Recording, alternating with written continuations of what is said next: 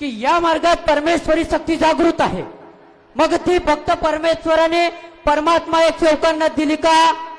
नाही, हा तुमचा गैरसमज आहे.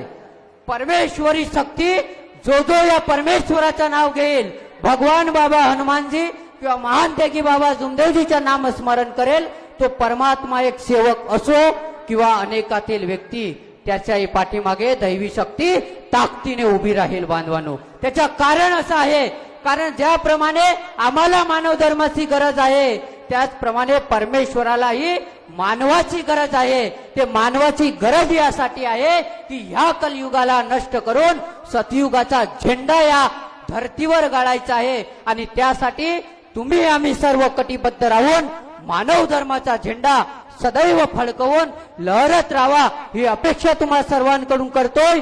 युवा सेवक बांधवांनी मानव धर्माची जबाबदारी ओळखा. आपण या मानव धर्माच्या भविष्य आहोत, आपण येणारी पिढी आहोत. आणि येणारी पिढी जर सजग आणि समजदार राहिली तर मानव धर्माला कुणी धक्का लावण्याचा प्रयत्न करणार नाही. बांधवांनो, एवढेच आजच्या प्रसंगी सांगू इच्छितो.